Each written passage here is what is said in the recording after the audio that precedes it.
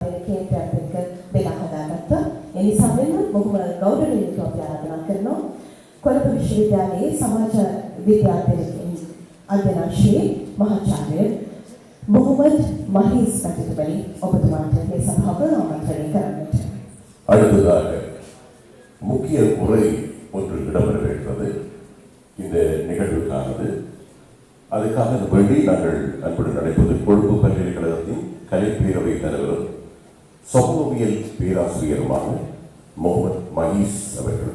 Let me now invite his keynote address to deliver the keynote speech, and now invite the President of University of Colombo and Professor in Sociology, Professor Mohammed Mahees.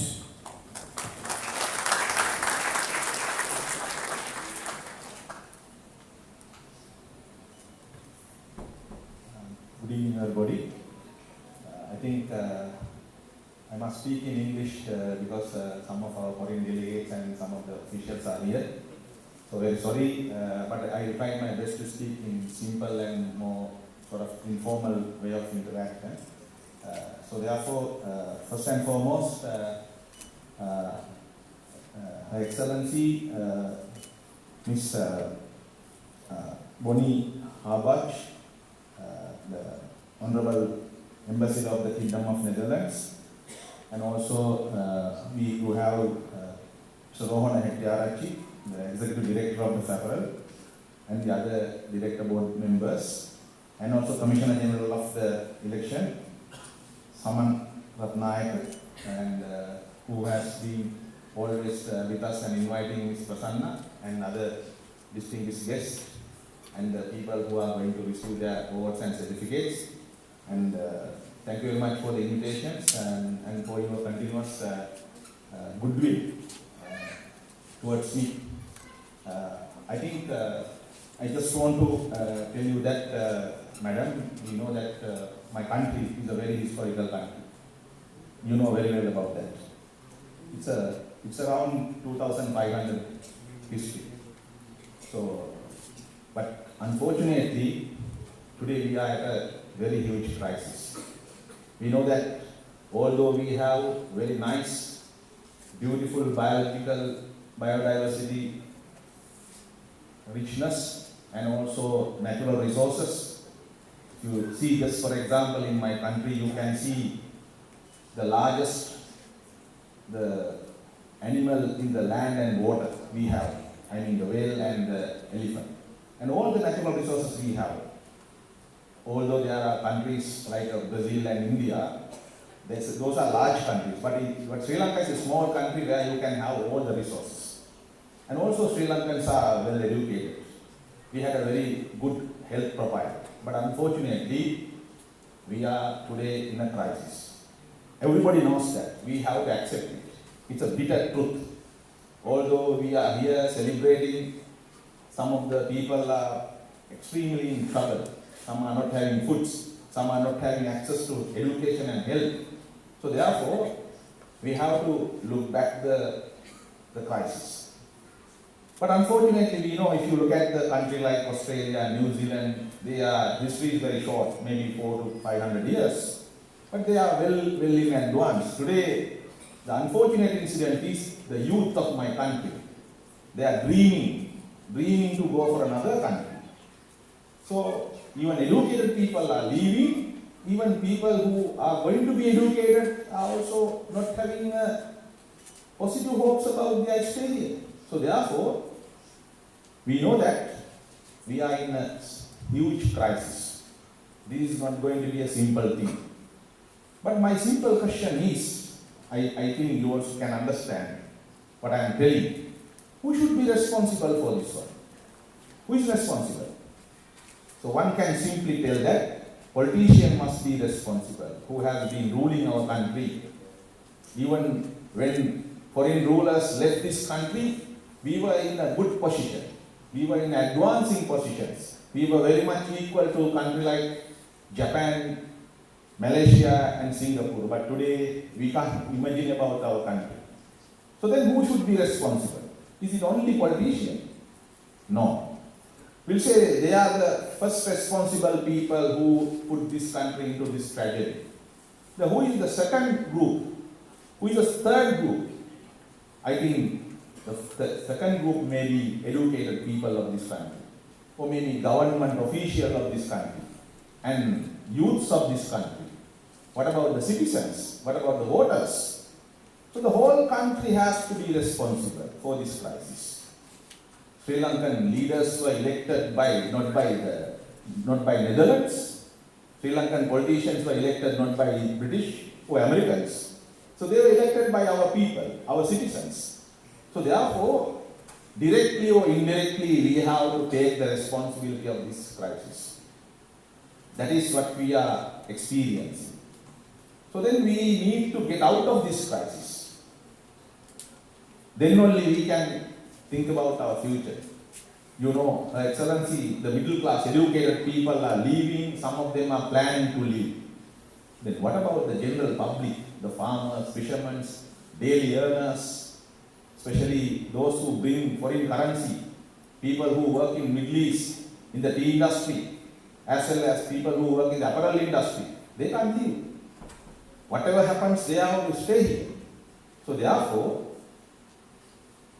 I personally request that the youth can change the fate of this country. It is the youth who can change the fate of this country. Because if they get the right understanding, the critical thinking, the proper leadership, of course, we can think about a better future in days to come. So you know that if somebody comes and steal a loaf of bread, that we can see. If somebody steal our vehicle, we can see. But some people are stealing our future. Some are plundering our development. So we don't see whether our life is plundered. We don't see whether our development is stolen. So what will happen to the future generation of this country? So therefore, the challenge is not to flee the country and survive only ourselves. Those who are educated, those who have some economic background, they can go and survive in other countries. So, but the general public, so those who have paid tax and educated us, those who have been maintaining the education of this country, health of this country, so therefore we have to be responsible for them. So here the youths, they are fairly educated, they can understand what is going on in this country. So therefore, we are not going to live 400 to 500 years time. Our life will be around 70 or 80 years. Within this short period of time, everybody must enjoy the life. And we need to have a very prosperous future. But unfortunately, we can't do it. We can't just put the blame only to politicians. So we have to take the leaderships. Especially we know that there should be a participatory democracy. There should be a critical understanding. There should be a female empowerment. Especially we know that, madam, in this country, although women are well educated, they are well qualified, but they have very poor access to the politics. Even in the parliament, you can see only 10 or 12 women MPs are there. Right? Sometimes, unfortunately, even women affairs ministry is held by a man in this country. So we need to promote higher level of female political participation, higher level of youth political participation. We know that there are barriers, maybe due to caste, due to ethnicity, due to gender barriers. So whatever it is, I think that we need to break all these barriers, break all these challenges.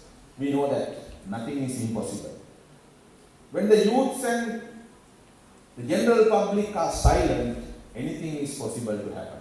You know that there is a statement, when the iron is burning, you can't save the cotton.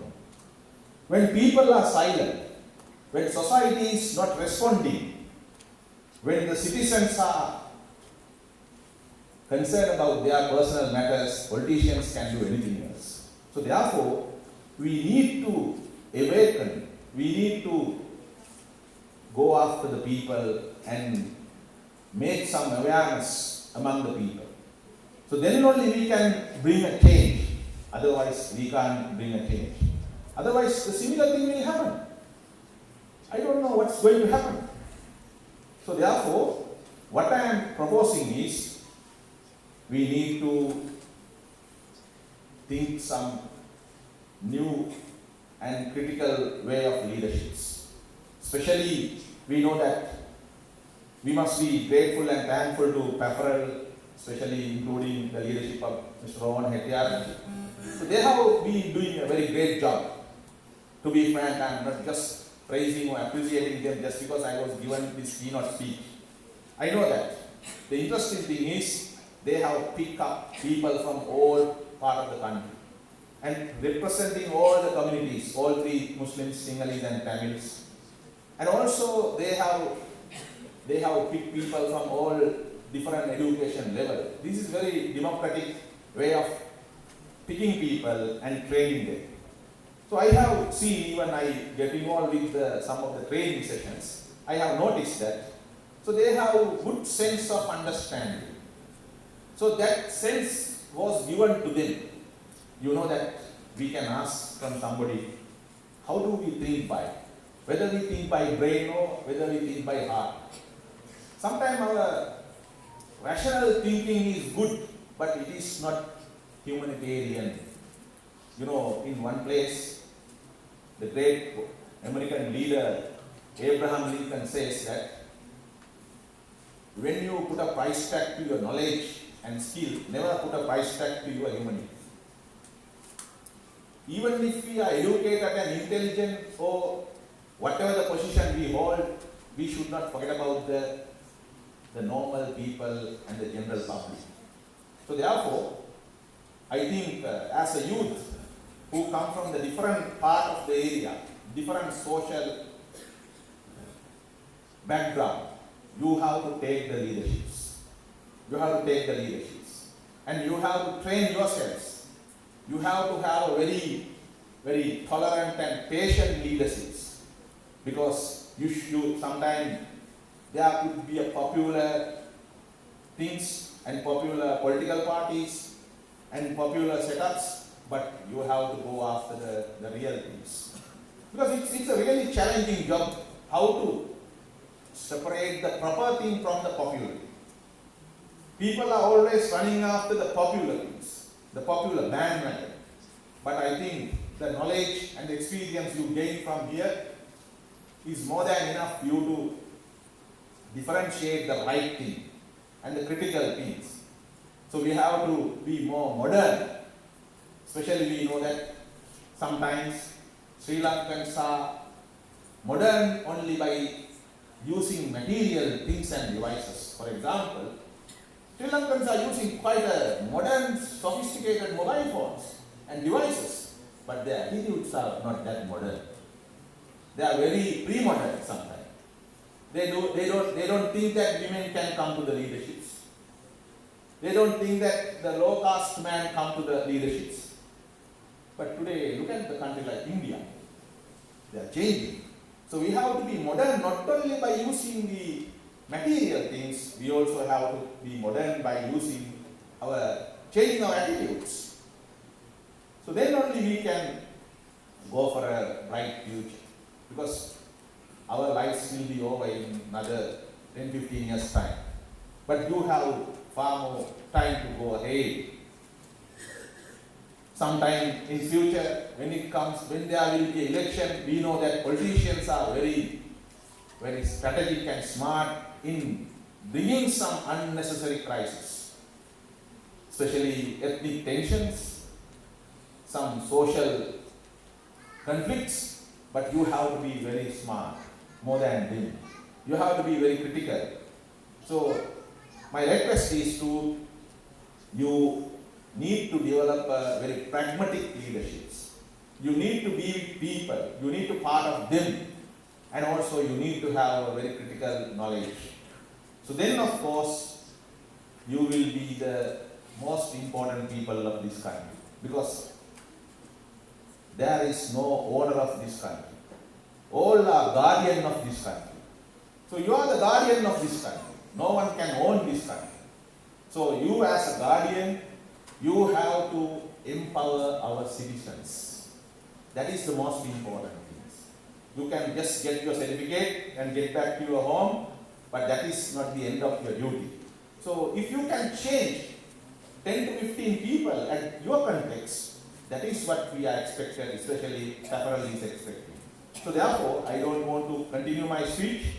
We know that you are selected and trained for a big target by the Safaril. I think I must congratulate them for doing their right target and doing right job. So therefore, there is a huge opportunity cost on your training. So finally, I must wish you all an expecting a critical change and modern thinking and rational behavior. Then of course we can change our citizens and also our voters.